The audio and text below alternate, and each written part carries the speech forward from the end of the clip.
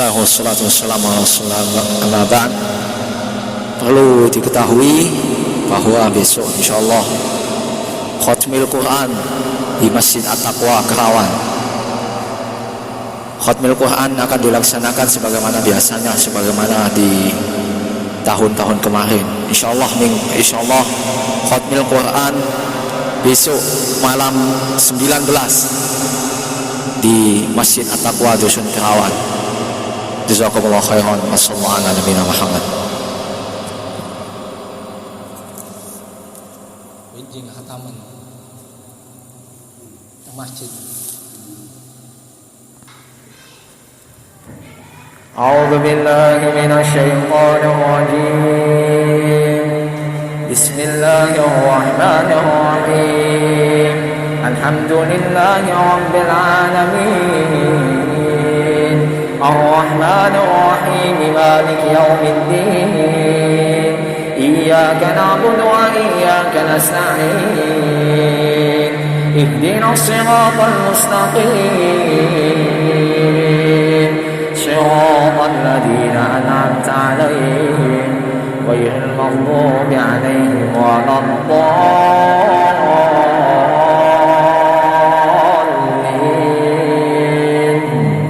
آمين. بسم الله الرحمن الرحيم. اقترب للناس حسابهم وهم في غفلة معرضون ما يأتيهم من ذكر من ربهم محدث إلا استمعوه وهم يلعبون لاهية قلوبهم وأسروا النجوى الذين ظلموا هل هذا إلا بشر مثلكم أفتأتون السحر وأنتم تبصرون قال ربي يعلم القول في السماء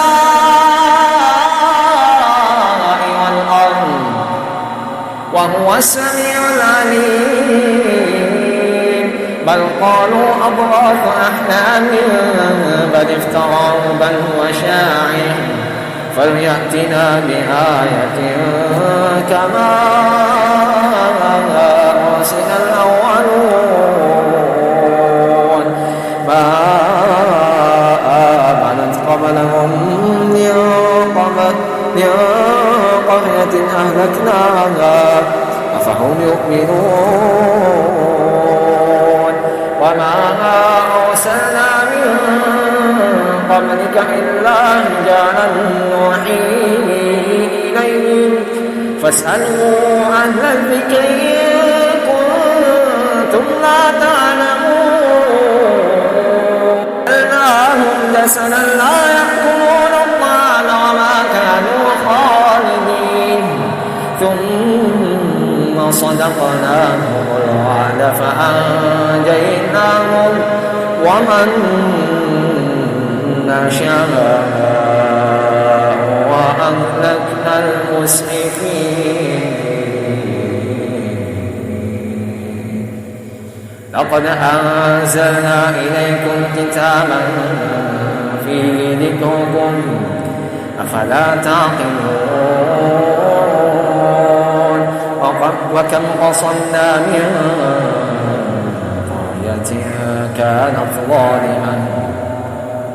وأنشأنا بعدها قوما آخرين فلما أحسوا بأسنا إذا هم منا يركضون لا تركضوا وارجعوا إلى ما أترفتم فيه ومساكنكم لعلكم تسألون قالوا يا ويلنا إنا كنا ظالمين فما زالت تلك دعواهم حتى جعلناهم حصيدا خالدين وما خلقنا السماء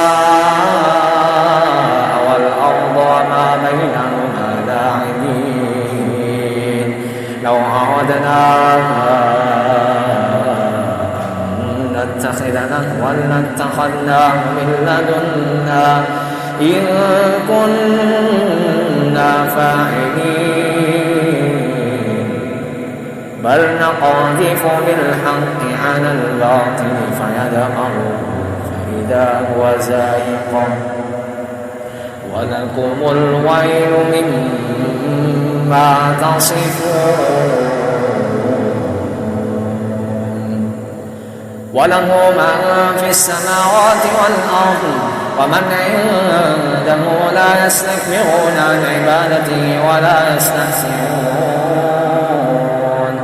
يسبحون الليل والنهار لا يفترون أم اتخذوا آلهة من الأرض هم ينشرون لو كان فيهما آلهة إلا الله لفسدتا فسبحان الله رب العرش عما يصفون لا يسأل عما يفعل وهم يسألون أم اتخذوا من دونه آلهة قل هاتوا برهانكم هذا ذكر من معي وذكر من قبلي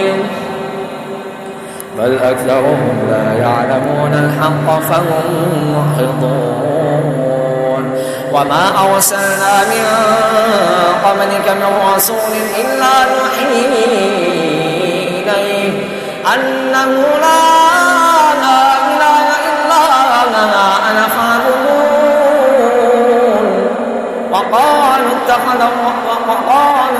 الرحمن ولدا سبحانه بل عباد مكرمون لا يسبقونه بالقول وهم بأمره يعملون يعلم ما بين أيديهم وما خلفهم ولا يشفعون إلا لمن ارتضى وهم من خشيته مشفقون ومن يقل منهم إني إله من دونه فذلك نجزيه جهنم كذلك نجزي الظالمين أولم يرى الذين كفروا أن السماوات والأرض كانتا رتقا ففتقناهما وجعلنا من الماء كل شيء حي أفلا يؤمنون وجعلنا في الأرض رواسي أن تميد بهم وجعلنا فيها فجاجا سبلا لعلهم يهتدون وجعلنا السماء سقفا محفوظا وهم عن آياتنا معرضون وهو الذي خلق الليل والنهار والشمس والقمر كل في فلك يسبحون وما جعلنا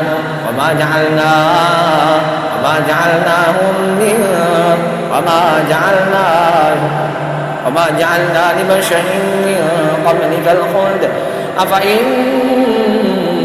مت فهم خالدون كل نفس ذائقة الموت كل نفس ذائقة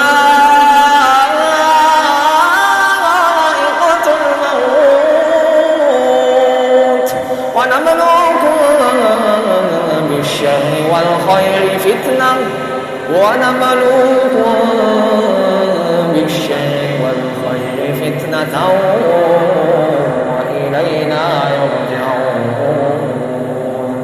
وإلينا ترجعون وإذا رآك الذين كفروا إن يتخذونك إلا هزوا هذا الذي يذكر آلهتكم وهم بذكر الرحمن هم كافرون خلق الإنسان من عجل سأريكم آياتي فلا تستعجلون ويقولون متى هذا الوعد إن كنتم صادقين لو يعلم الذين كفروا حين لا يكفون عن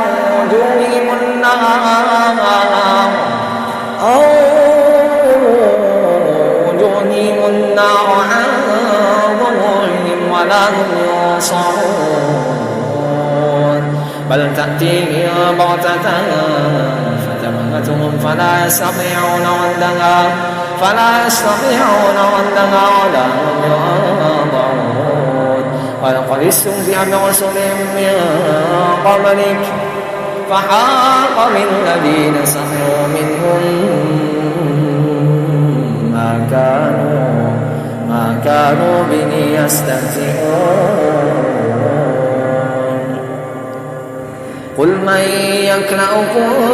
بالليل والنهار من الرحمن بل هم عن ذكر ربهم معرضون أم لهم آلهة تمنعهم من دوننا لا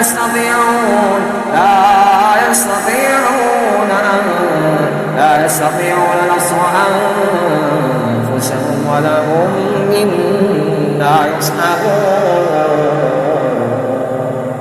بل متعنا هؤلاء وآباؤهم حتى طال عليهم العمر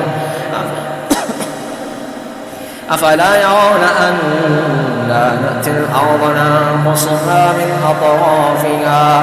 أفهم الغالبون قل إنما أنذركم بالوحي ولا يسمع الصم الدعاء إذا ما ينذرون ولئن مستهم نفحة من عذاب ربك ليقولن يا ويلنا إنا كنا ظالمين ونضع الموازين القسط ليوم القيامة فلا تظلم نفس شيئا وإن كان مثقال حبة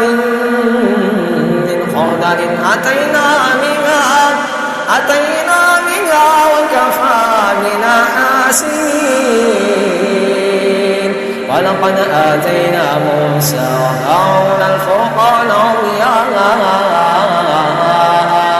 وضياء وذكرى للمتقين الذين يخشون ربهم بالغيب وهم من الساعة مشفقون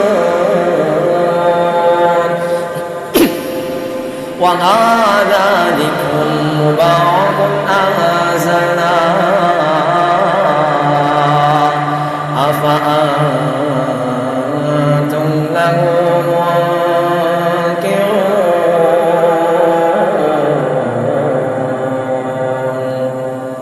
ولقد آتينا إبراهيم رشده من قبل وكنا به عالمين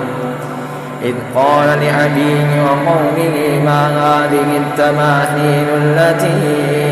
أنتم لها عاكفون قالوا وجدنا آباءنا لها عابدين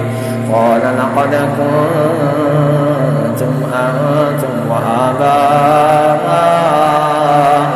في ضلال مبين قالوا أجئتنا بالحق أم أنت من اللاعبين قال بل ربكم رب السماوات والأرض الذي فطرهن وأنا على ذلك من الشاهدين وتالله لأكيدن أصنامكم بعد أن تولوا مدبرين فجعلناهم جدادا إلا كبيرا لكم لعلهم إليه يرجعون قالوا من فعل هذا بآلهتنا إنه لمن الظالمين قالوا سمعنا فتى يذكرهم يقال له إبراهيم قال بل فعله كبيرهم هذا قالوا فأتوا به على أعين الناس لعلهم يشهدون قالوا أأنت فعلت هذا بآلهتنا يا إبراهيم قال بل فعله كبيرهم هذا فاسألوهم إن كانوا ينطقون فرجعوا إلى أنفسهم فقالوا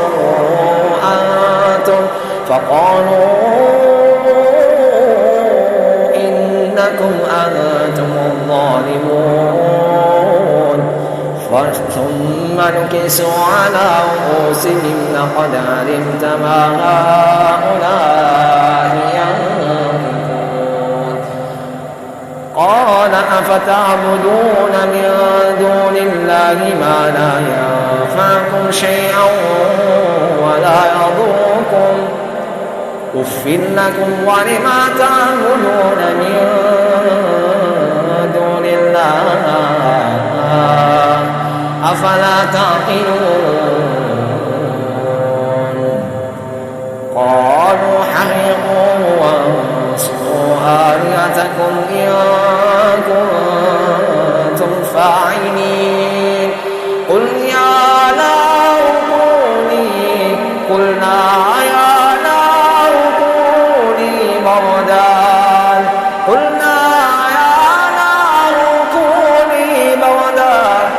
وسلاما على إبراهيم وأرادوا به كيدا فجعلناهم الأخسرين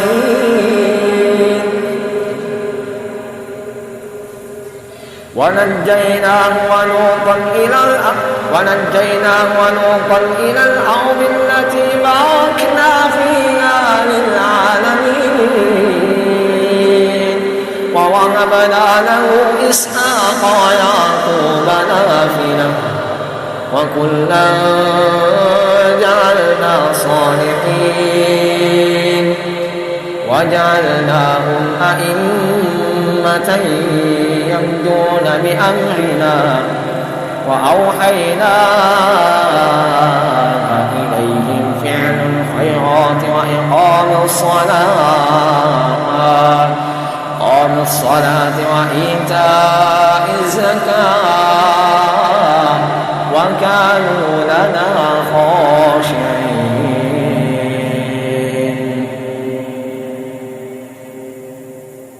وكانوا لنا عابدين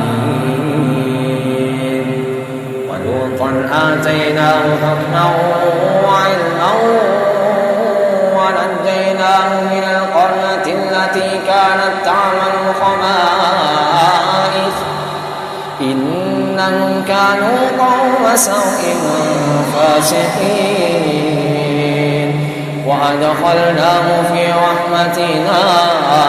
إنهم من الصالحين ونوحا إذ نادى من قبل فاستجبنا له ونجيناه وأهله من الكرب العظيم ونصرناه من القوم الذين كذبوا بآياتنا إنهم كانوا قوم سوء فأغرقناهم أجمعين وداود وسليمان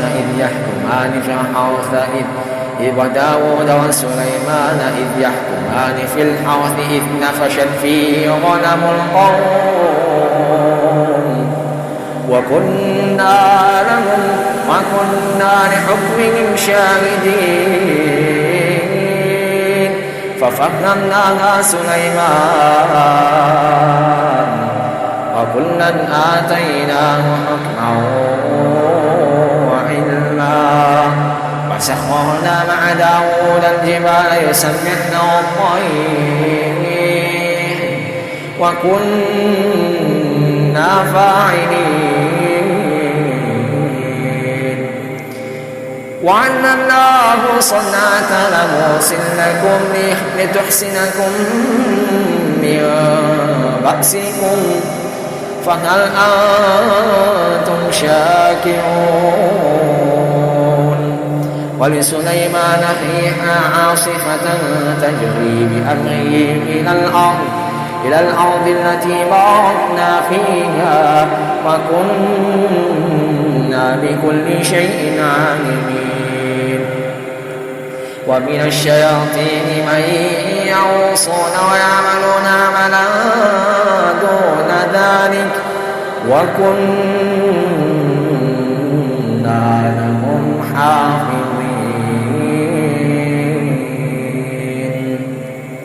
وأيوب إذ نادى ربه أني مسني الضر وأنت أرحم الراحمين فاستجبنا له فكشفنا ما به من ضر وآتيناه أهله ومثلهم معه رحمة من عندنا وذكرى للعابدين وإسماعيل وإدريس وذا الكفل كل من الصابرين وأدخلناهم في رحمتنا إنهم من الصالحين وذا النون إذ ذهب مغاضبا فظن أن لن نقدر عليه فنادى في الظلمات أن لا إله إلا أنت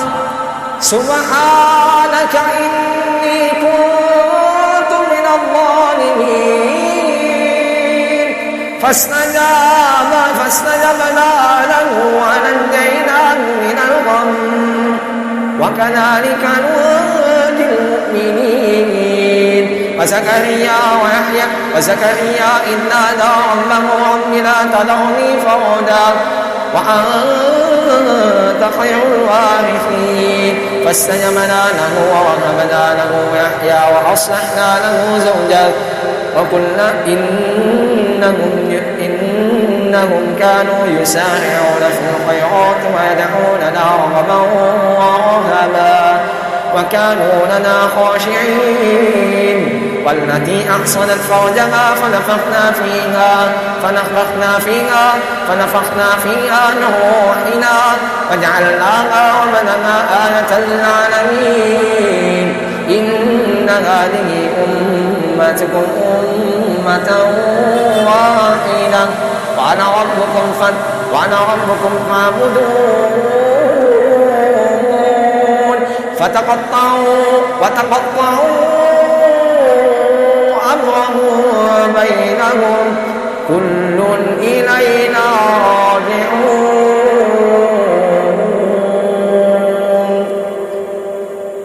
فمن يعمل من الصالحات وهو مؤمن فلا كفران لسعيه وإنا له كاتبون وحرام على قرية أهلكناها أنهم لا يرجعون حتى إذا فتحت يأجوج ومأجوج وهم من كل حدب ينسلون وقاترب الوعد الحق فإذا هي شاخصة أبصار الذين كفروا يا ويلنا قد كنا في غفلة من هذا بل كنا ظالمين إن لكم وما تعبدون من دون الله حصب جهنم أنتم لها واردون لو كان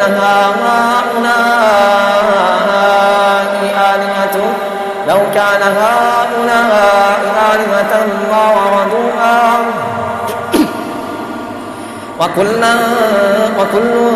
فيها خالدون لهم فيها زفير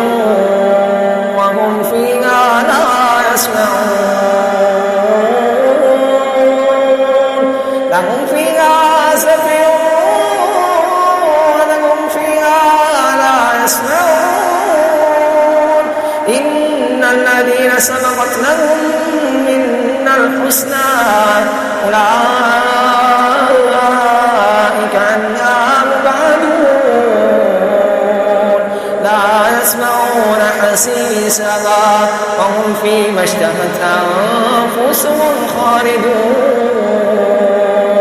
لا يحزنهم الفزع الأكبر وتتلقاهم الملائكة هذا يومكم الذي كنتم توعدون يوم نطوي السماء كطي السجل للكتب كما بدأنا أول خلق نعيده وعدا علينا إنا كنا فاعلين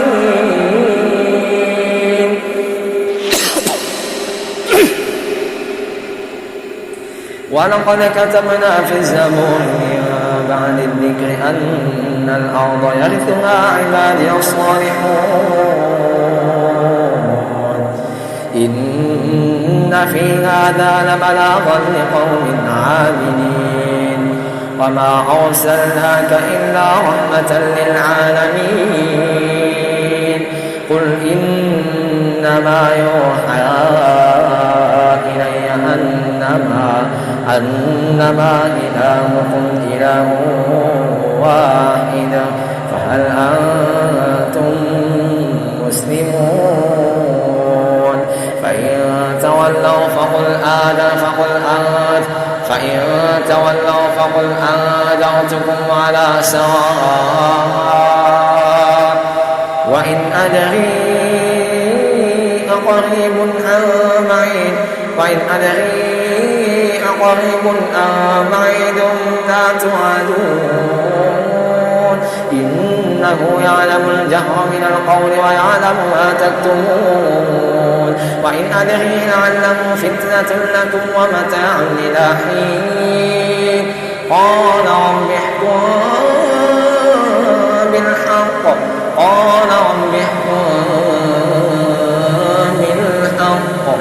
وربنا الرحمن المستعان على ما تصفون.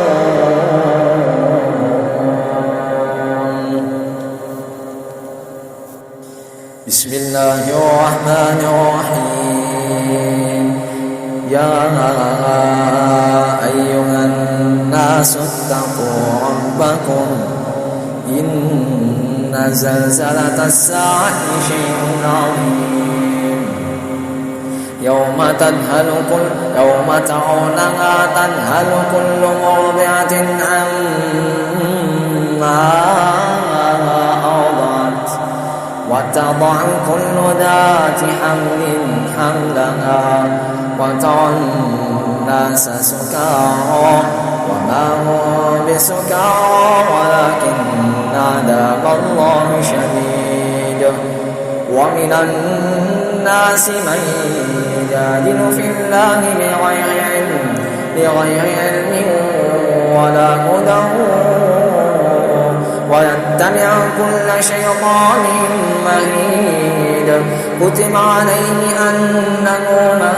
تولاه فأنه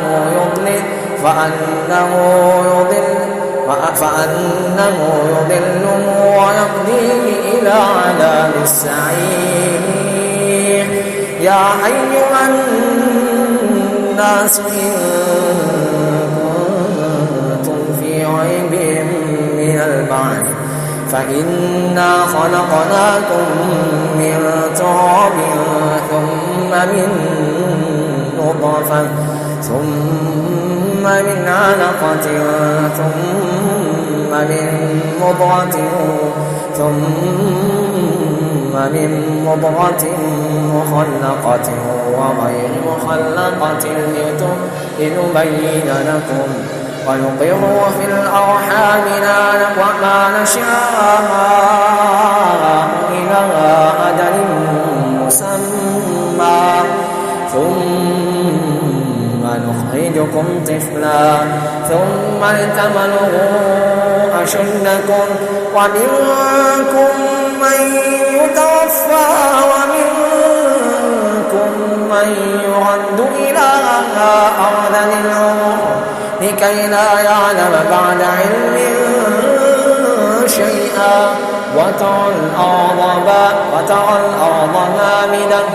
فإذا أنزلنا عليها الماء اهتزت وربت وأنبتت من كل زوج بهيج ذلك بأن الله هو الحق وأن ما يحيي الموتى وأنه على كل شيء قدير وأن الساعة لآتية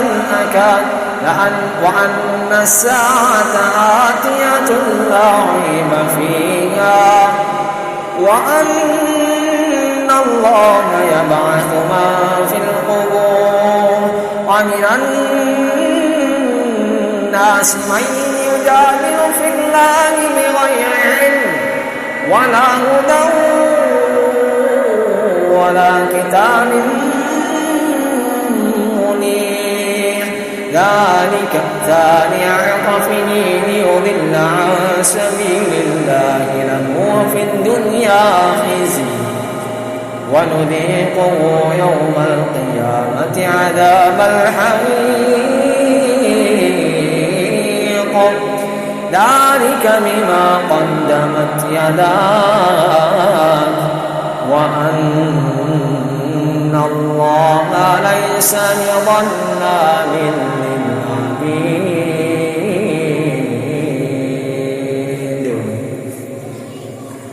ومن الناس من يعبد الله على حرف فإن أصابه خير اطمأن به وإن أصابته فتنة انقلب على وجهه خسر الدنيا والآخرة ذلك هو الخسران المبين يدعو من دون الله ما لا يضر ولا ينفع ذلك هو الضلال البعيد يدعو لمن ضره أقرب من نفعه لبئس المولى ولبئس العشير إن الله يدخل الذين آمنوا وعملوا الصالحات جنات تجري من تحتها الأنهار إن الله يفعل ما يريد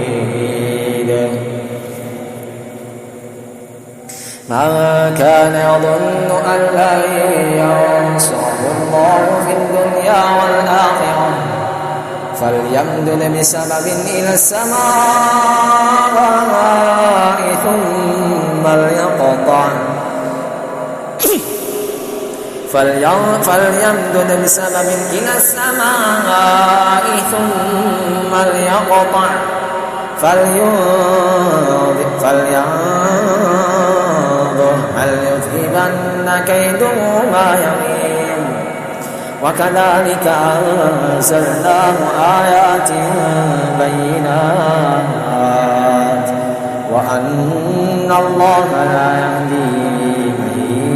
وأن الله يهدي من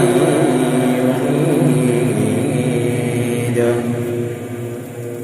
إن الذين آمنوا والذين هادوا والصابئين والنصارى والمجوس والذين أشركوا إن الله يفصل بينهم يوم القيامة إن الله على كل شيء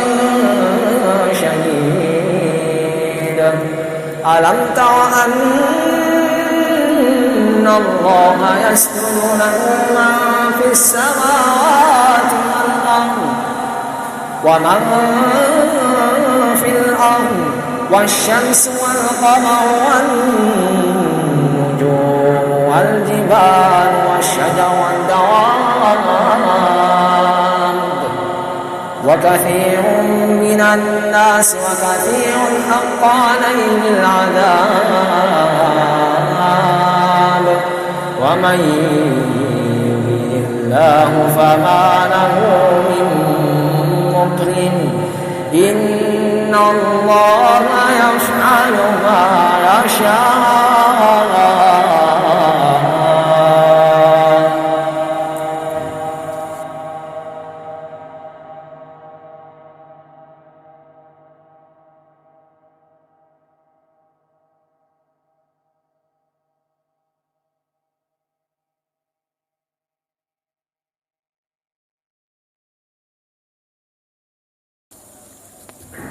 هذان خصمان اختصموا في ربهم الذين كفروا قطعت لهم ثياب من نار يصب من فوق رؤوسهم الحميم يصهر به ما في بطونهم والجلود ولهم مقامع من حديد كلما أرادوا أن يخرجوا منها من غم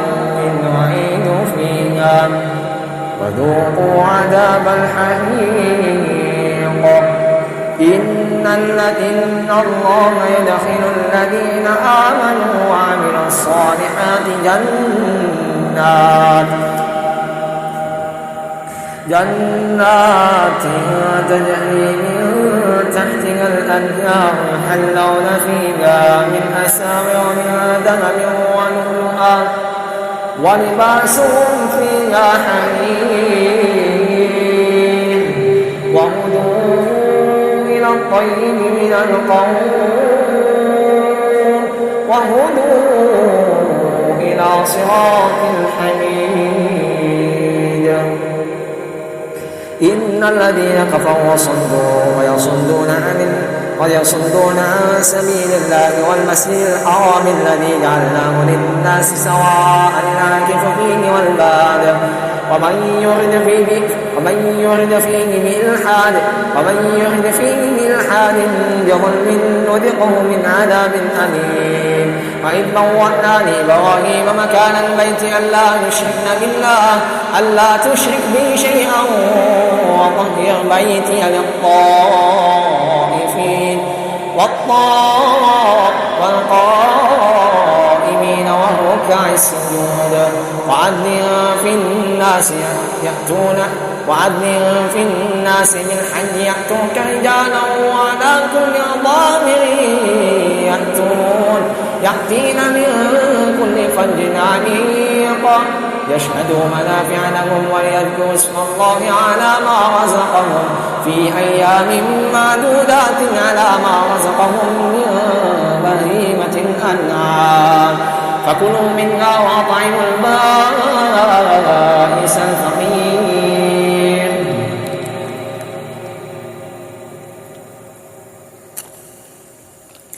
ثم ليقضوا تفثهم وليوفوا نذورهم وليطوفوا بالبيت العتيق ذلك ومن يعظم حرمات الله فهو خير له عند ربه وأحل لكم الأنعام إلى ما يتلى عليكم فاجتنبوا الرجس من الأوثان واجتنبوا قول الزور حنفاء لله غير مشركين به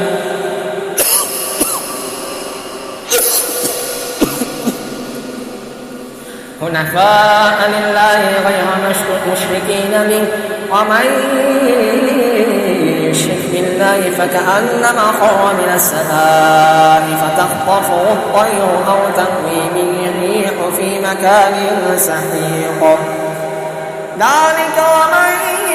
يعظم شعائر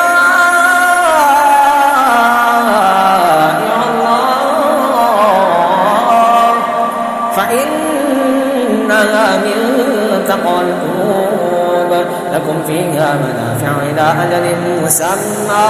ثم محلها إلى البيت العتيق ولكل أمة جعلنا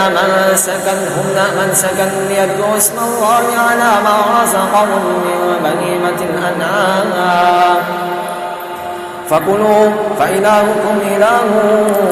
واحد فله أسلموا وبشر المخبتين الذين إذا ذكر الله وجلت قلوبهم والصابرين على ما أصابكم والمقيم الصلاة ومما رزقناهم ينفقون والبدن جعلنا لكم من شعائر الله لكم فيها خير فاذكروا اسم الله عليها صواف فإذا وجبت جنوبها فكلوا منها وأطعموا القانع والمعتر كذلك سخرناها لكم لعلكم تشكرون لن ينال الله لحومها ولا دماؤها ولكن يناله التقوى منكم كذلك سخرناها لكم لتكبروا الله على ما هداكم وبشر المحسنين إن الله يدافع عن الذين آمنوا إن الله لا يحب كل مختال كل خوان كفور تقبل الله منا ومنكم تقبل يا كريم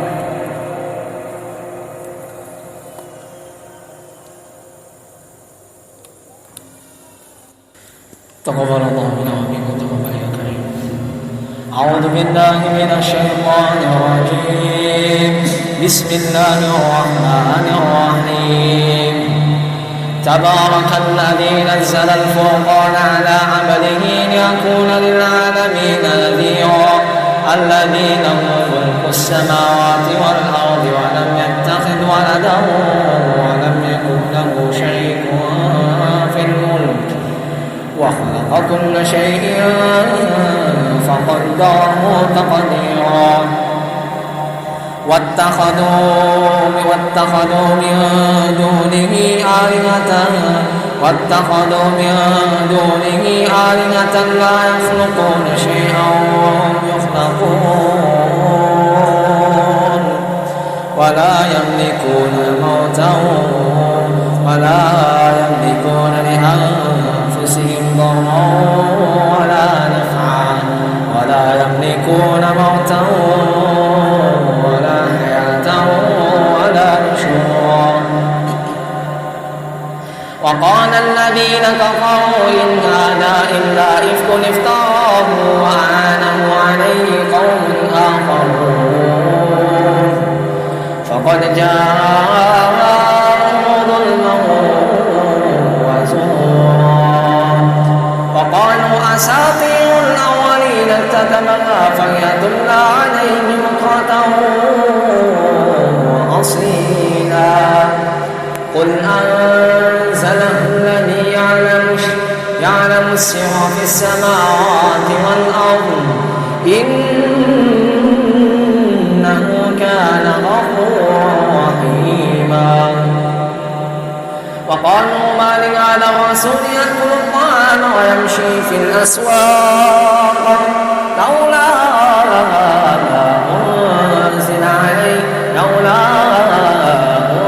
أنزل إليه ملك فيكون معه نذيرا أو يلقى إليه كنز أو تكون له جنة يأكل منها وقال الظالمون إن تتبعون إلا رجلا مسحورا انظر كيف ضربوا لك الأمثال فضلوا فلا يستطيعون سبيلا تبارك الذي إن شاء جعل لك خيرا من ذلك جنات تجري من تحتها الأنهار ويجعل لك قصورا بل كذبوا بالساعة وأعتدنا لمن كذب بالساعة سعيرا إذا رأيتهم من مكان بعيد سمعوا لها تغيظا وزفيرا وإذا ألقوا منها مكانا ضيقا مقرنين دعوا هنالك ثبورا لا تدعوا اليوم ثبورا واحدا ودعوا ثبورا كثيرا قل أذلك خير أم جنة الخلد التي وعد المتقون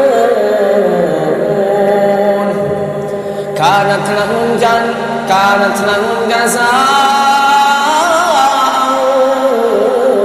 ومصيرا لهم فيها ما يشاءون خالدين كان على ربك وعدا مسئولا ويوم يحشرهم وما يعبدون من دون الله فيقول أأنتم أضللتم عبادي هؤلاء أم هم ضلوا السبيل قالوا سبحانك ما كان ينبغي لنا أن نتخذ من دونك من أولياء ولكن متعتهم وآباءهم حتى نسوا الذكر وكانوا قوما بورا فقد كذبوكم بما تقولون فما تستطيعون صرفا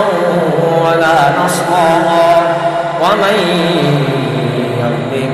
منكم نذقه عذابا كبيرا وما أرسلنا قبلك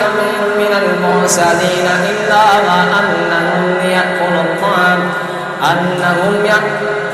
أنهم ليأكلون الطعام ويمشون في الأسواق وجعلنا بعضكم لبعض فتنة أتصبحون وكان ربك بصيرا وقال الذين لا يرجون لقاءنا لولا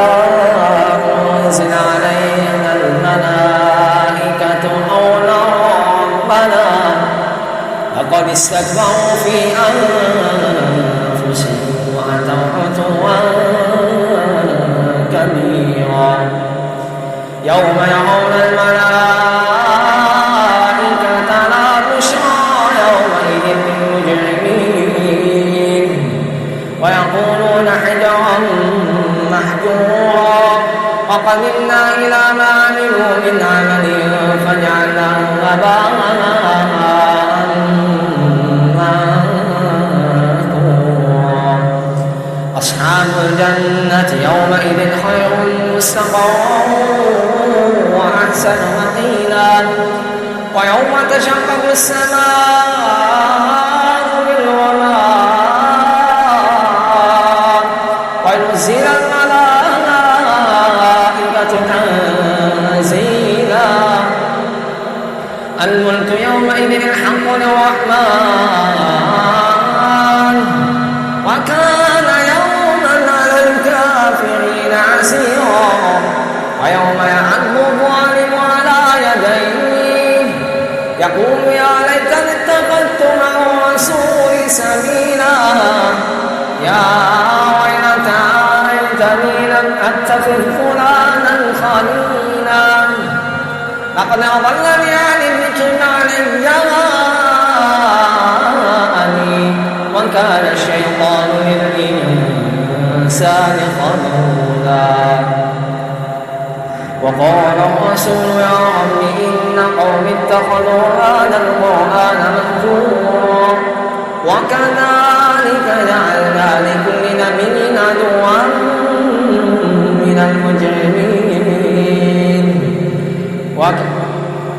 من المجرمين وكفى بربك هاديا ونصيرا وقال الذين كفروا لولا نزل عليه القرآن جملة واحدة كذلك لنثبت به فؤادك ورتلناه ترتيلا ولا يأتونك بمثل إلا جئناك بالحق وأحسن تفسيرا الذين يحشرون على وجوههم إلى جهنم أولئك شر مكانا وأضل سبيلا ولقد آتينا موسى الكتاب وجعلنا معه أخاه هارون وزيرا فقلنا اذهبا إلى القوم الذين كذبوا بآياتنا فدمرناهم تدميرا وقوم نوح لما كذبوا الرسل أغرقناهم وجعلناهم للناس آية وأعتدنا للظالمين عذابا أليما وعادا وثمود وأصحاب الرس وقرونا بعد ذلك كثيرا وكلا ضربنا له الأمثال وكلا تبرنا تتبيرا ولقد أتوا على القرية التي أمطرت مطر السوء أفلم يكونوا يرونها بل كانوا لا يرجون نشورا وإذا رأوك إن يتخذونك إلا هزوا أهذا الذي بعث الله رسولا إن كان ليضلنا عن آلهتنا لولا أن صبرنا عليها فسوف يعلمون حين يرون العذاب من أضل سبيلا أرأيت من اتخذ إلهه أفأنت تكون عليه وكيلا أم تحسب أن أكثرهم يسمعون أو يعقلون إنهم إلا كالأنعام بل هم أضل سبيلا ألم تر إلى ربك كيف مد الظل ولو شاء لجعله ساكنا ثم جعلنا الشمس عليه دليلا ثم قبضناه إلينا قبضا يسيرا وهو الذي جعل لكم الليل والنهار وهو الذي جعل لكم الليل لباسا والنوم سباتا وجعلنا النهار نشورا وهو الذي أرسل الرياح بشرا بين يدي رحمته وأنزلنا من السماء ماء طهورا لنحيي به بلدة ميتا ونسقيه مما خلقنا أنعاما وأناسيا كثيرا ولقد صرفناه بينهم ليذكروا فأبى أكثر الناس إلا كفورا ولو شئنا لبعثنا في كل قرية نذيرا فلم تطع الكافرين وجاهدوا به جهادا كبيرا هو الذي مرج البحرين هذا عذب فرات وهذا ملح أجاج وجعل بينهما برزخا وحجرا محجورا وهو الذي خلق من الماء بشرا فجعلناه نسلا وصهرا وكان ربك قديرا فيعبدون من دون الله ما لا ينفعهم ولا يضرهم وكان الكافر على ربه ظهيرا وما أرسلناك إلا مبشرا ونذيرا قل ما أسألكم عليه من أجر إلا من شاء أن يتخذ إلى ربه سبيلا وتوكل على الحي الذي لا يموت وسبح بحمده وكفى به بذنوب عباده خبيرا الذي خلق السماوات والأرض وما بينهما في 6 أيام ثم استوى على العرش الرحمن فاسأل به خبيرا وإذا قيل لهم اسجدوا للرحمن قالوا وما الرحمن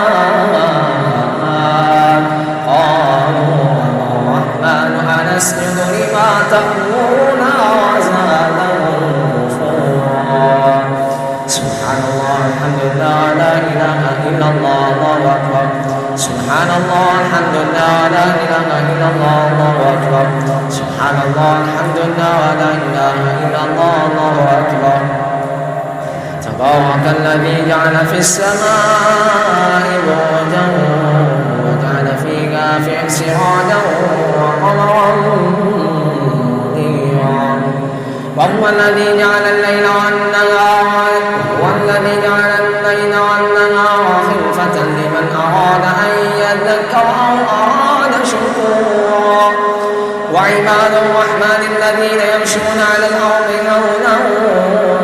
وإذا خاطبهم الجاهلون قالوا سلاما والذين يبيتون لربهم سجدا وقياما والذين يقولون ربنا اصرف عنا عذاب جهنم إن عذاب ربك إن عذابها كان غراما إنها ساءت مستقرا ومقاما والذين إذا أنفقوا لم يسرفوا ولم يقتروا وكان بين ذلك قواما والذين لا يدعون مع الله إلها آخر ولا يقتلون النفس التي حرم الله إلا بالحق ولا يزنون ومن يفعل ذلك يلقى أثاما يضاعف له العذاب يوم القيامة ويخلد فيه مهانا إلا من تاب وآمن وعمل عملا صالحا فأولئك يبدل الله سيئاتهم حسنات وكان الله غفورا رحيما ومن تاب وآمن وعمل صالحا فإنه يتوب إلى الله متابا والذين لا يشهدون الزور إذا مروا باللغو مروا كراما والذين إذا ذكروا بآيات ربهم لم يخروا عليها صما وعميانا والذين يقولون ربنا هب لنا من أزواجنا وذرياتنا قرة أعين واجعلنا للمتقين إماما أولئك يجزون الغرفة بما صبروا ويلقون فيها تحية وسلاما خالدين فيها حسنت مستقرا ومقاما قل ما يعمل بكم ربي لولا دعاؤكم فقد كذبتم فسوف يكون لزاما.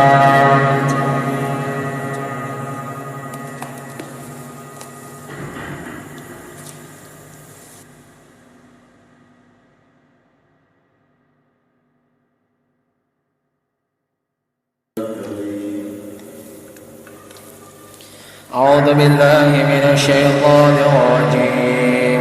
بسم الله الرحمن الرحيم.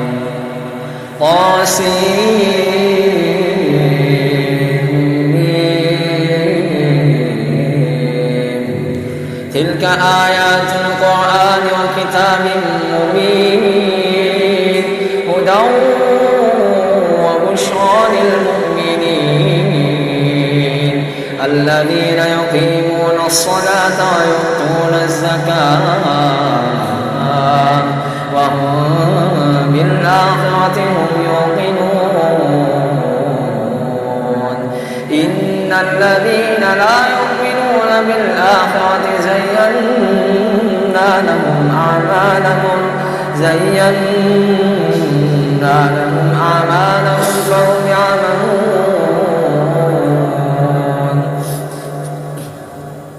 أولئك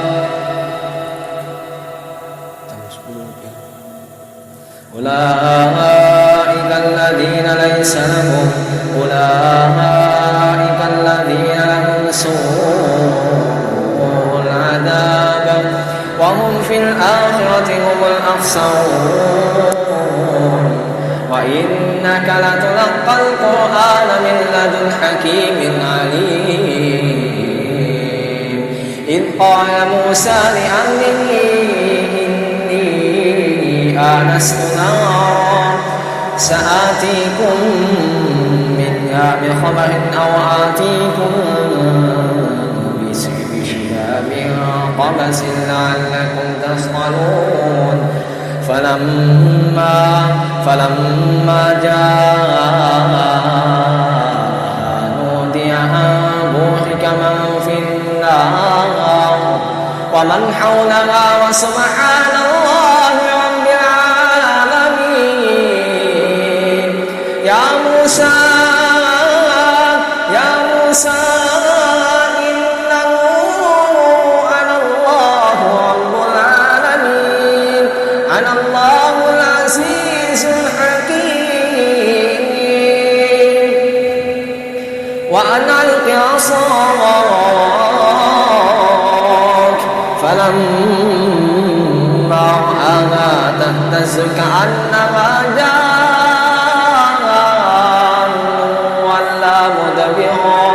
ولا مدبرا ولم يعقب يا موسى أقبل ولا تخف يا موسى لا تخف إني لا يخاف لدي المرسلون إلا من ظلم ثم بدل حسنا بعد سوء فإني غفور رحيم. وأدخل يدك في جيبك تخرج بيضاء من غير سوء في 9 آيات إلى فرعون وقومه إنهم كانوا قوما فاسقين. فلما جاءتهم آياتنا مبصرة قالوا هذا سحر مبين وجحدوا بها واستيقنتها أنفسهم ظلما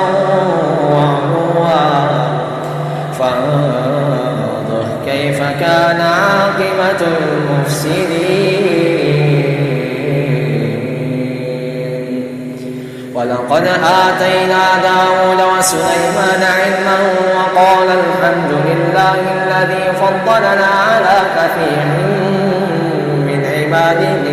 من عباده المؤمنين وورث سليمان داود وقال يا أيها الناس علمنا منطق الطير وأوتينا من كل شيء إن هذا لهو الفضل المبين وحشر لسليمان جنوده من الجن والإنس والطير فهم يوزعون حتى إذا أتوا على واد النمل قالت نملة يا أيها النمل ادخلوا مساكنكم لا يحطمنكم سليمان وجنوده وهم لا يشعرون فتبسم ضاحكا من قولها وقال رب أوزعني أن أشكر نعمتك التي أنعمت علي وعلى والدي وأن أعمل صالحا ترضاه وأدخلني برحمتك في عبادك الصالحين وتفقد الطير فقال ما لي لا أرى الهدهد أم كان من الغائبين لأعذبنه عذابا شديدا أو لأذبحنه أو ليأتيني بسلطان مبين فمكث غير بعيد فقال أحط بما لم تحط به وجئتك من سبأ بنبأ يقين إني وجدت امرأة تملكهم وأوتيت من كل شيء إني وجدت امرأة تملكهم وأوتيت من كل شيء ولها عرش عظيم وجدتها وقومها يسجدون للشمس من دون الله وزين لهم الشيطان أعمالهم فصدهم عن السبيل فهم لا يهتدون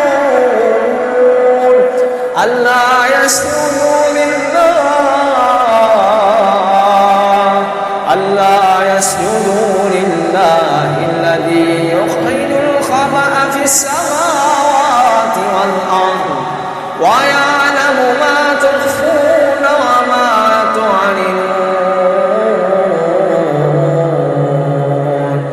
الله لا إله إلا هو الله لا إله إلا هو رب العرش العظيم سبحان الله الحمد لله إلا الله أكبر سبحان الله الحمد لله لا إله إلا الله الله أكبر سبحان الله الحمد لله لا إله إلا الله الله أكبر لا حول ولا قوة إلا بالله العلي العظيم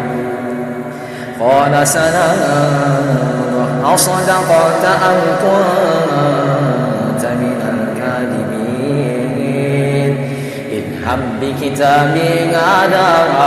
فألقه إليهم ثم تول عنهم ماذا يرجعون قالت يا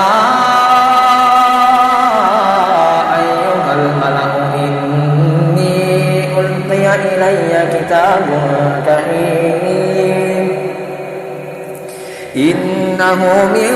سليمان وإنه بسم الله الرحمن الرحيم ألا تعلوا علي وأتوني مسلمين فلما جاء قل يا أيها الملأ أفتوني في أمري ما كنت قاطعة أمرا حتى تشهدون قالوا نحن أولو قوة وأولو بأس شديد والأمر إليك فانظري ماذا تأمرين قالت إن الملوك إذا دخلوا قرية أفسدوها وجعلوا أعزة أهلها أذلة وكذلك يفعلون وإني مرسلة إليهم بهدية فناظرة بما يرجع المرسلون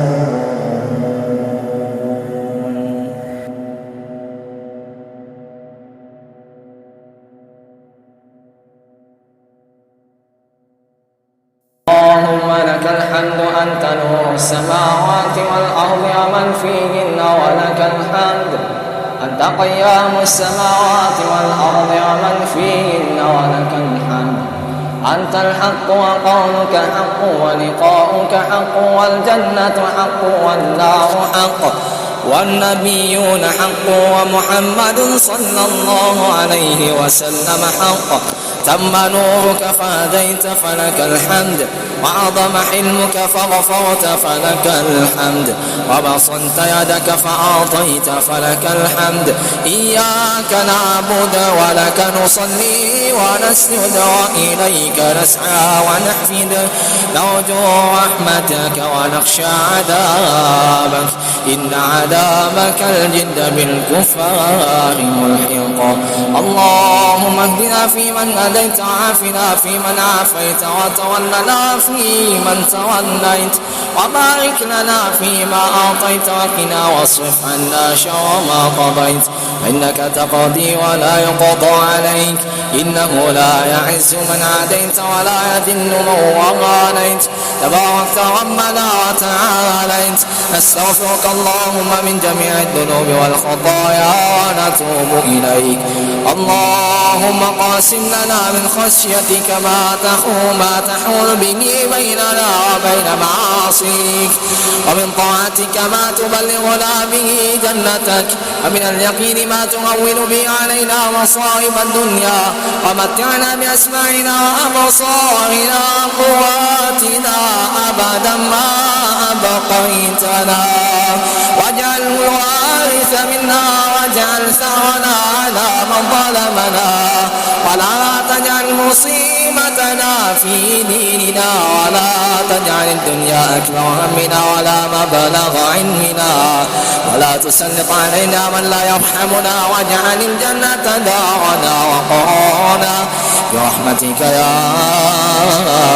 أرحم الراحمين اللهم اغفر لنا ذنوبنا كلها دقها وجنها أولها وآخرها علانيتها وسرها اللهم آت نفوسنا تقواها وزكها أنت خير من زكاها أنت وليها ومولاها اللهم إنا نسألك من الخير كله عاجله وآجله ما علمنا منه وما لم نعلم ونعوذ بك من الشر كله عاجله وآجله ما علمنا منه وما لم نعلم اللهم اغفر لنا ولوالدينا وارحمهما كما ربونا صغارا اللهم اغفر لنا ذنوبنا ولوالدينا وارحمهما كما ربونا صغارا اللهم اغفر لآبائنا وأمهاتنا اللهم ارفع قدرهم ويسر لهم أمورهم اللهم ارزقنا البر بهم يا رب العالمين لا إله إلا الله حق من قال العبد وكلنا لك عبد لا إله إلا الله عدد ما مشى فوق الأرضين والسماوات والحمد لله الذي بيده مفاتيح الفرج يا فرجنا إذا أغلقت الأبواب يا رجاءنا إذا وارت الرغاب إذا حضر الحساب وجاء للملكان للسؤال والجواب اللهم لقنا الجواب واجعل قبورنا بعد فراق الدنيا من خير منازلنا وافسح لنا فيها ضيق ملاحدنا واجعلنا ممن يبشر بروح وريحان وامراض غير غضبان اللهم اغفر لموتانا وموتى المسلمين الذين شهدوا لك بالوحدانية ولنبيك بالرسالة وماتوا على ذلك اللهم اغفر لهم وارحمهم وعافهم واعف عنهم واكرم نزلهم ووسع مدخلهم واغسلهم بالماء والثلج والبرد ونقيهم من الذنوب وخطاياهم كما ينقى الثوب الأبيض من الدنس اللهم لا تحرمنا أجرهم ولا تفتنا بعدهم واغفر لنا ولهم يا رب العالمين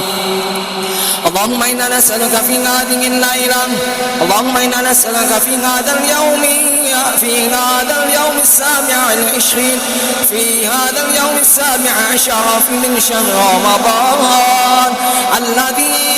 أنزل فيه القرآن هدى للناس وبينات من الهدى والفرقان اللهم اجعلنا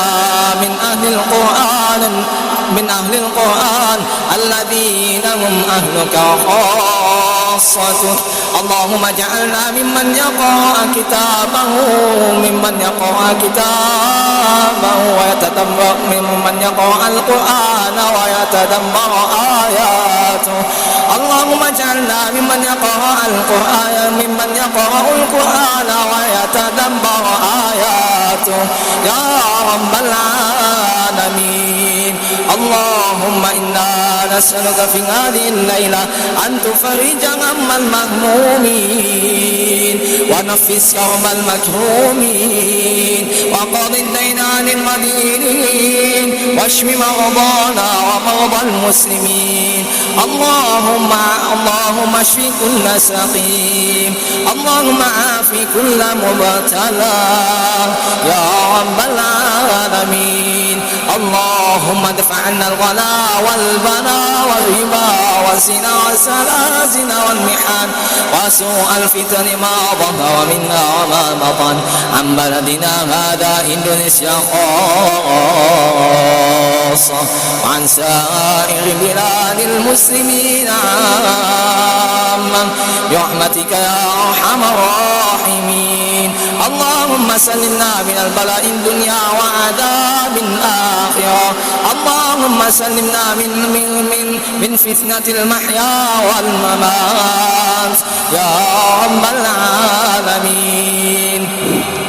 اللهم انصر المسلمين والمسلمات، اللهم اغفر للمسلمين والمسلمات والمؤمنين والمؤمنات الأحياء منهم والأموات برحمتك يا واهب العطيات، يا قاضي الحاجات، ويا غافر الذنوب والخطيئات يا رب العالمين. اللهم إنا نسألك في هذه الليلة أن تنصر إخواننا المستضعفين في كل مكان، خصوصا إخواننا المستضعفين في الأيغور وفي يمن وفي روهينيا اللهم انصرهم نصرا معزرا فتحا عاجلا يا رب العالمين. اللهم عليك بالظالمين أجمعين، اللهم زلزل الأرض من تحت أقدامهم، اللهم احصهم عددا وقتلهم مددا ولا تغادر منهم أحدا أبدا بحولك وقوتك يا عزيز يا متين. اللهم إنا نسألك قبل دخول العشر الأواخر اللهم ارزقنا فيه صلاة، اللهم ارزقنا فيه الصيام والقيام على الوجه الذي يرضيك عنا من بداية شهر رمضان إلى آخر ليلة من شهر إلى آخر يوم من شهر رمضان ونحن في صحة وعافية وصحة وسلام وصحة وعافية وأمن وإيمان يا رب العالمين. اللهم إن كان في سابق علمك أن تجمعنا في مثل هذا الشهر فبارك لنا فيه، وإن قضيت بقضاء أجلنا وما يحول بيننا وبينه فأسمع الرحمة على ماضينا وأحسن الخلافة على باقينا، واجمعنا بآبائنا وأمهاتنا وأجدادنا وجداتنا وأستاذنا ومشايخنا وأبنائنا وبناتنا ولمن له حق علينا، وجمعنا جميعا في جنات الفردوس الأعلى يا رب العالمين، واجمعنا جميعا في محبوحة جنانك يا رب العالمين. اللهم إنا نعوذ برضاك من سخطك وبمعافاتك من عقوبتك، وبك منك لا نحصي ثناء عليك أنت كما أثنيت على نفسك. وصلى اللهم وسلم على نبينا محمد.